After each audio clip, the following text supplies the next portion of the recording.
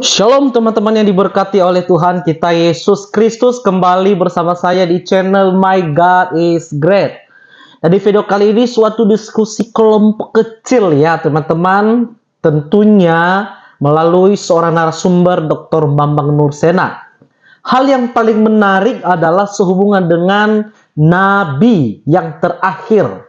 Mengapa orang Kristen menolak atau tidak menerima Nabi Muhammad sebagai nabi terakhir dalam iman kekristenan, dan seperti apakah tanggapan atau jawaban daripada seorang Dr. Bambang Nursena dalam menjawab pertanyaan ini.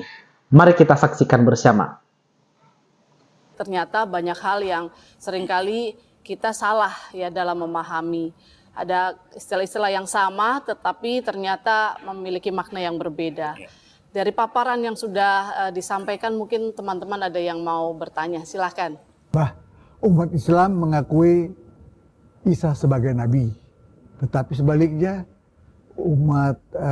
mengapa umat Kristen tidak mengakui Muhammad sebagai nabi? Oh, jadi artinya itu kenapa kita toleran tidak kalau toleransi kita ya dikit-dikit lah, mereka kita ngakui. Kenapa kita tidak mengakui gitu? Saya kira ini sulit ya, sulitnya begini. Saya pernah diskusi sama Profesor Mun'im Siri. Dia mengatakan begini, sebetulnya kalau mau imbang, kalau orang Kristen dituntut mengakui kenabian Muhammad dalam pengertian apa?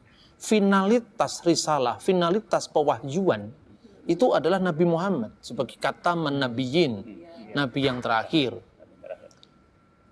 Seharusnya orang Kristen mengakui dong, kami kan sudah mengakui Isa, mengakui Nabi Isa sebagai nabi. Kenapa orang tidak mengakui Muhammad sebagai nabi, kan itu kan? Ini persoalannya bukan persoalan take and give gitu ya. Persoalannya tidak semudah itu, karena begini, makna kenabian sendiri itu belum clear dalam Islam dan Kristen. Apa maknanya nabi? Biasanya misalnya di dalam Islam itu ya, semua tokoh-tokoh mulai dari manusia pertama itu disebut nabi. Nabi Adam alaihissalam, Nabi Idris, Nabi Hud, Nabi Soleh, Nabi Ibrahim, Nabi Ishak, Nabi Ismail, kan gitu kan? Semua disebut nabi, dan nabi itu juga adalah rasul. Karena kalau definisi Islam itu, nabi itu adalah setiap orang yang menerima wahyu dari Allah tapi tidak wajib menyampaikannya kepada umat. Kalau rasul itu adalah menerima wahyu dari Allah dan wajib menyampaikannya kepada umat. Jadi dengan kata lain, seorang rasul itu pasti nabi, tapi seorang nabi belum tentu rasul. Definisi ini kan definisi Islam. Kristen tidak mengenal konsep kenabian seperti itu. Adam nggak pernah disebut nabi, Nuh tidak pernah disebut nabi, Lot tidak pernah disebut nabi. Jadi kenabian dalam pandangan Yahudi dan Kristen di satu pihak itu berbeda dengan pandangan Islam di pihak lain. Memang Abraham disebut nabi, tetapi maknanya bukan kenabian dalam konteks yang dipahami secara menyeluruh. Abraham lebih sering disebut sebagai bapak bangsa, patriark. Bukan nabi dalam pengertian seperti Nabi Samuel, Nabi Yosua, tidak seperti begitu juga Daud. Daud disebut nabi dalam makna yang tidak sama dengan misalnya nabi-nabi besar, nabi-nabi kecil, tidak sama dengan itu. Itu masih memerlukan pembahasan tersendiri. Kemudian yang kedua, soal finalitas pewahyuan. Muhammad adalah kataman nabiyin, nabi terakhir. Coba kita baca di Ibrani pasal 1, Ibrani pasal 1. Di sini jelas sekali ini posisi teologis Kristen mengenai apa yang disebut doktrin kenabian. Pasal 1 ayat 1 sampai dengan ayat 2. Tolong yang mendapatkannya bisa dibaca. Ibrani 1 ayat 1 sampai 2. Allah berfirman dengan perantaraan anaknya. Setelah pada zaman dahulu Allah berulang kali dan dalam berbagai cara berbicara kepada nenek moyang kita dengan perantara nabi-nabi, maka pada zaman akhir ini Ia telah berbicara kepada kita dengan perantaraan anaknya yang telah Ia tetapkan sebagai yang berhak menerima segala yang ada. Oleh Dia Allah telah menjadikan alam semesta. Jadi ini jelas bahwa ini pandangan Kristen. Setelah pada zaman dahulu kala Allah berulang kali dengan berbagai macam cara berbicara kepada nenek moyang kita, bangsa Israel maksudnya, konteksnya ini, melalui perantaraan nabi-nabi. Maka pada zaman akhir, akhirit hayamim bahasa Ibraninya, dia telah berbicara kepada kita dengan perantaraan anaknya. Jadi Yesus Kristus itu finalitas pewahyuan. Tidak bisa kita menghadirkan nabi lain lagi. Sama dengan Islam. Muhammad itu finalitas pewahyuan. Setelah Muhammad nggak ada nabi lagi, makanya Ahmadiyah dikejar-kejar. Meskipun makna kenabian yang disampaikan Ahmadiyah itu beda gitu loh. Tapi kalau nabi-nabi sebelum Muhammad tidak jadi masalah, asalkan semua visi teologisnya itu sama dengan yang dibawa oleh Muhammad, itu saya kira nggak sulit. Justru gara-gara pemahaman yang memaksakan seperti ini, maka lahirlah kesalahpahaman. Karena orang menilai kekristenan dari sudut pandang teologi Islam. Kita menghormati setiap agama. Karena itu ketika kita memahami Muhammad adalah nabi, bahkan kadang-kadang kita menyebut Nabi Muhammad, itu bukan nabi dalam konteks biblical prophet, tapi nabi dalam konteks Islam sendiri. Maka kalau saya katakan, apakah saya mengakui Muhammad sebagai nabi? Ya, saya mengakui Muhammad sebagai nabi. Nabinya umat Islam, bukan nabi kita.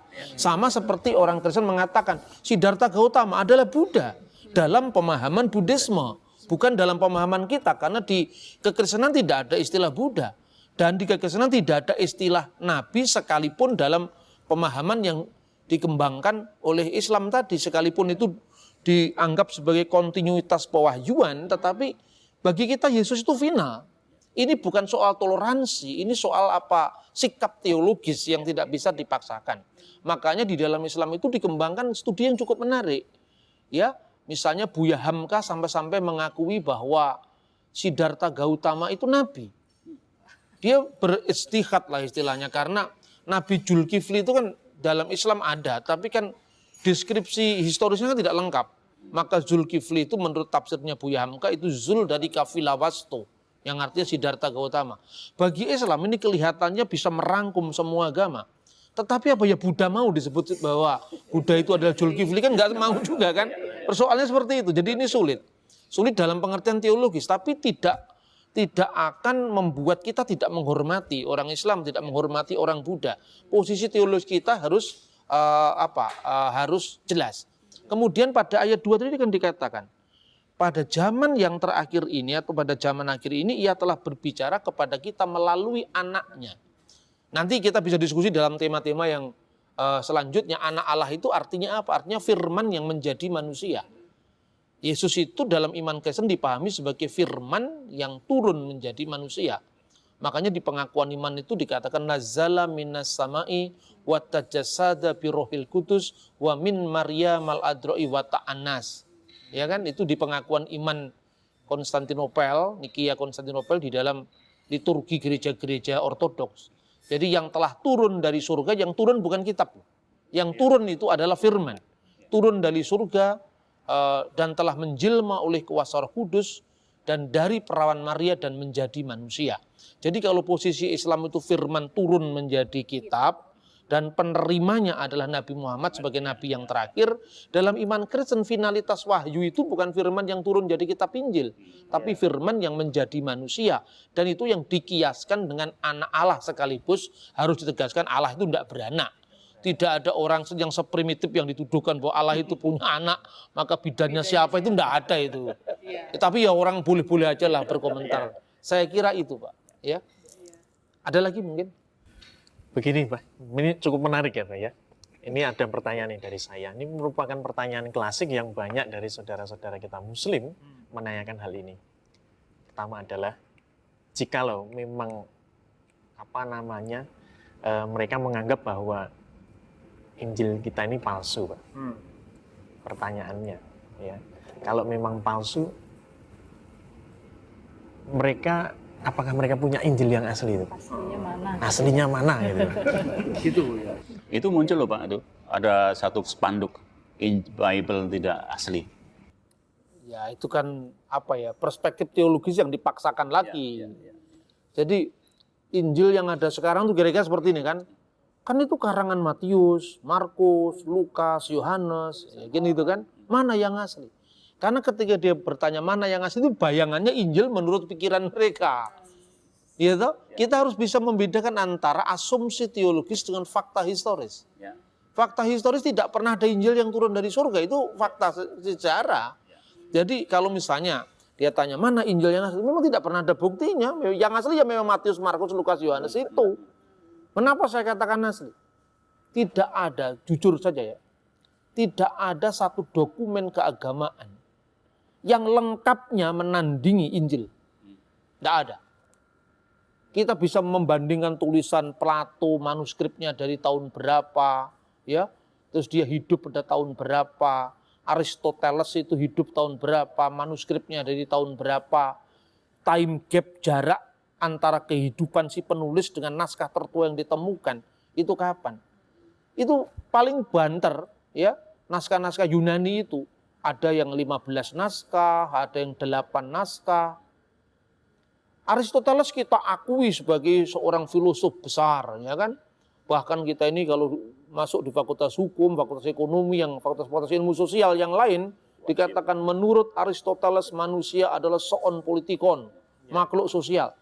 Mana sekarang uji kritik naskah terhadap Aristoteles? Time gap-nya 1000 tahun lebih. Tidak sampai 10 biji jumlahnya. Injil ini dan tidak pernah ada pembahasan kritik teks. Textual criticism on Aristoteles. Tidak pernah ada itu. Yang ada justru Injil. Kita memiliki naskah perjanjian baru saja. Itu lebih dari 5.000 manuskrip. Dan bapak-bapak kita semua bisa bayangkan lah sekarang. Sebelum Injil kita bentuknya kodeks. Kodeks itu berjilid ya. Itu kira-kira dari abad keempat atau akhir abad ketiga. Misalnya Kodeks Sinaiticus itu dari tahun 325. Kodeks Vatikanus dari tahun yang kira-kira hampir sama 350. Kodeks Alexandrinus tahun 400. Tapi sebelum Injil dalam bentuk kodeks kita sudah memiliki namanya papirus. Salah satu papirus yang tertua dari kitab Injil itu berasal dari tahun 115 Masehi. Namanya papirus John Ryland yang di kodenya papirus P52 karena disimpan di perpustakaannya John Ryland, itu ditemukan di Mesir. Menurut catatan sejarah gereja purba, Yohanes itu murid Yesus yang dikenal dengan Yohanes anak Zebedius atau Yahya bin Zabdi, itu meninggal di kota Efesus sekarang Turki tahun 96. Naskah Injil tertua yang ditemukan tahun 115. Berarti hanya ada jarak kurang dari 20 tahun.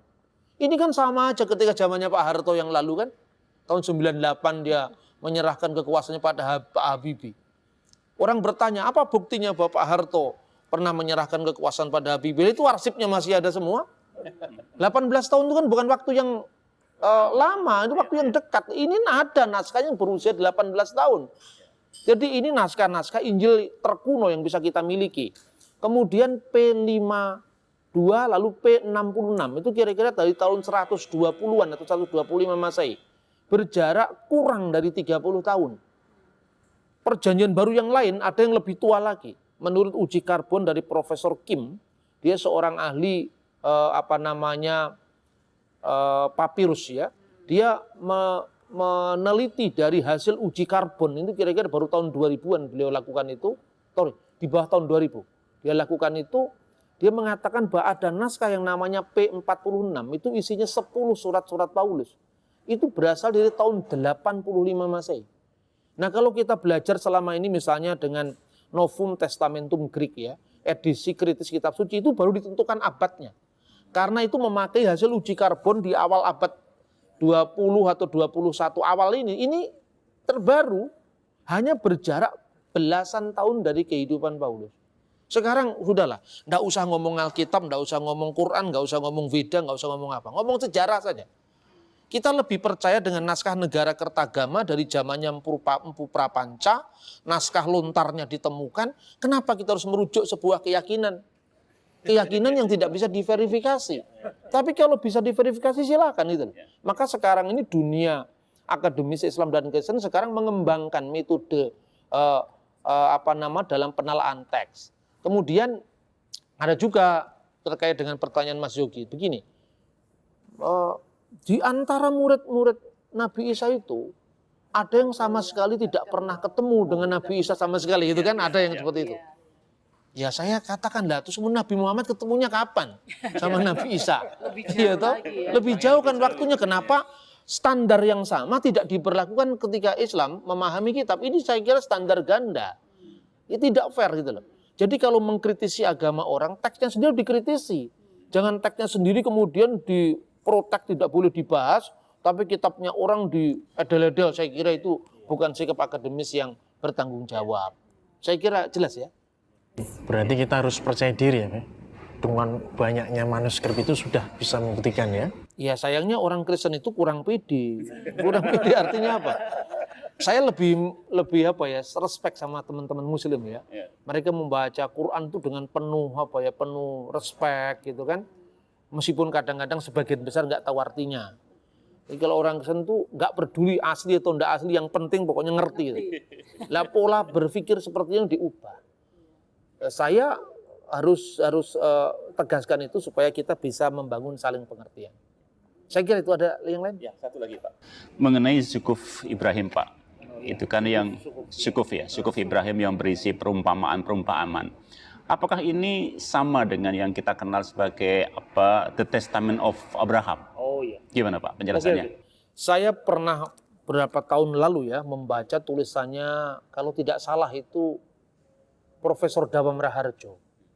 Dia menulis satu artikel di jurnal yang kemudian mencari eksistensi kitab-kitab yang disebutkan dalam keyakinan Islam. Ada Suhuf Ibrahim. Suhuf itu kata jamak dari Sahifah. Jadi sebelum diturunkan Taurat ini menurut perspektif Islam ya, nabi-nabi sebelum Musa itu diberi suhuf. Suhuf itu lembaran-lembaran yang mungkin kalau istilah sekarang belum terkodifikasi atau belum tematik, saya nggak tahu. Tapi itu kan pandangan teologis Islam. Kemudian setelah dunia dialog Islam Kristen Yahudi ini berkembang, atau trialog Yahudi Kristen Islam itu berkembang dengan sangat pesat, mereka mencari paling tidak jangan-jangan Suhuf Ibrahim yang disebutkan di dalam teks-teks Islam itu sama dengan The Testament of Abraham. Kira-kira seperti itu. Menurut saya, ini sekali lagi ya, minta maaf saya harus katakan kadang-kadang memang kita harus menegaskan posisi yang berbeda. Karena bagi saya pribadi boleh kan, berbeda boleh kan, saya Kristen kok. Kalau saya tidak berbeda ya saya Islam lah. Gitu. Menurut saya rujukan tentang Suhuf Ibrahim isinya perumpamaan itu kan muncul pada zaman Islam. Kalau tidak salah itu malah dalam hadis itu kan. Ya, hadis itu ditulis tahun berapa? Katakanlah misalnya hadis itu memang benar-benar berasal dari Nabi Muhammad misalnya. Itu kan abad ke-7. Sementara Ibrahim itu hidup tahun 2000 sebelum Masehi. Bagaimana kita bisa membuktikan bahwa memang Ibrahim itu seperti itu kan itu. Bahasanya juga nggak nyambung. Zaman Ibrahim belum ada bahasa Arab, ya kan? Tetapi bahwa ada keserumpunan antara bahasa Ibrani, bahasa Aramaik, dan bahasa Arab itu ya, betul. Tapi itu kan bentuk modern. Seperti misalnya gini, bisa nggak kita membayangkan prasasti Kedukan Bukit di zaman Kerajaan Sriwijaya abad ke-7 dengan bahasa Melayu zamannya Siti Nurbaya dan bahasa Malaysia di zamannya Siti Nurhaliza. Tentu akan berbeda. Kita ini semua sering sakit ingatan. Kita tidak pernah membayangkan bahasa Melayu abad ke-7 itu seperti apa. Misalnya prasasti Kedukan Bukit. Ya, di situ ada kata-kata misalnya dapun tayang naik di sampau ngalap sidayatra. Coba artinya ini bahasa Melayu loh ini. Mana yang kita pahami? Dapun tayang itu nama Jawa kuno atau nama Nusantara kuno, nama orang itu. Belum ada namanya Michael, nama Andreas kan belum ada. Atau Muhammad Husni atau Yogi, kan belum ada kan. Terus naik di sampau, kata di bahasa Indonesia sekarang di, tapi maknanya lebih ke. Menuju ke, tapi waktu itu di. Sampau itu sampan, seperti baharu, ya kan? Bahawa, bahwa misalnya. Sahaya, saya. Itu kan perubahan-perubahan bunyi. Kemudian naik itu naik. Naik itu naik. di Sampau. Kita hanya mengenal naik di perahu, naik di sampan. Ngalap itu nggak muncul di bahasa Melayu sekarang. Tapi justru muncul bahasa Jawa. Ngalap berkait Kiai Hasyim Asy'ari misalnya. Ngalap itu mengejar. Sidayatra itu bahasa Sanskerta. Kenapa kita bisa memahami itu? Karena waktu itu bahasa Melayu belum mendapat masukan dari bahasa Arab. Belum mendapat masukan dari bahasa Portugis misalnya. Belum dapat masukan dari bahasa Inggris. Iya kan? Maka sekarang orang Malaysia menyebut modern, hanya modern. Karena sudah ada bahasa Inggris. Kosakata itu zaman Sriwijaya belum muncul gitu. Jadi ini problematik di dalam studi keagamaan ya. Kadang-kadang kita berbicara tentang sebuah konsep teologis yang tidak selalu sejajar dengan fakta historis. Jadi terus terang secara pribadi saya tidak percaya bahwa pada zaman Fir'aun ada orang namanya Siti Masitoh, saya tidak percaya. Ceritanya mungkin saja terjadi, mujizat itu bisa terjadi kapannya, tapi namanya pasti bukan Siti Masitoh. Belum ada bahasa Arab. Belum ada bahasa Arab waktu itu. Tidak mungkin di zaman Nabi Yusuf di Mesir kira-kira hidup pada masa dinasti dinasti 1600 sebelum Masehi lah, kira-kira seperti itu. Yang kira-kira ada nama orang Siti Juleha. Saya kira nggak yakin saya. Karena nama-nama Mesir kuno waktu itu misalnya ya Ramses, Potifera, Akhenaton atau Akhenaten, ya. Karena Aton itu nama dewa. Tutankhamun, Amun itu nama dewa. Gitu? Ramses, Ra, Misi, Ra itu dewa matahari. Seperti nama-nama Hindu yang dinaturalisasi dari bahasa Indonesia, namanya Krishna. Setelah jadi Kristen, Krishna Setiawan. Dibaptis Yohanes Krishna Setiawan. Orang tidak paham bahwa ini memerlukan perjalanan waktu yang sangat panjang. Terus kemudian yang disebut The Testament of Abraham itu sebuah buku pseudograf, itu buku apokrif lah, yang muncul di abad kedua setelah Masehi. Ya abad pertama lah setelah Masehi. Isinya kira-kira apa? Di sana digambarkan misalnya visi Abraham jalan-jalan ke surga. Itu tidak ada dalam Alkitab. Terus di sana dia ketika di surga dia melihat anan kavod, awan kemuliaan atau bahasa Arab amuda denura, cahaya kemuliaan. Nah kemudian Abraham itu menerima orang-orang dalam pangkuannya. Makanya mungkin saja kisah-kisah ini memang didasarkan atas pemahaman Yahudi secara menyeluruh. Makanya di dalam Injil Lukas dikenal namanya pangkuan Abraham. Tapi tidak berarti bahwa naskah ini yang dikutip oleh Injil Lukas. Karena baik Lukas maupun penulis Testamen Abraham itu memiliki Hebraic root atau cultural background yang sama. Jadi misalnya seperti itu. Dengan demikian maka terlalu jauh untuk menyamakan antara Testamen Abraham dengan Sukuf Ibrahim. Meskipun Pak Dawam pernah menulis itu kalau tidak salah, dan itu menarik saja. Tetapi artinya mesti ada banyak pembuktian yang dilakukan dulu. Apalagi istilah Sukuf itu dikenal di dalam konteks Yahudi Kristen. Mungkin Sefer, kalau Sefer itu kitab. Sifru Takwin misalnya kitab Kejadian. Tapi tidak serta-merta terlalu mudah untuk menyimpulkan seperti itu. Saya kira itu.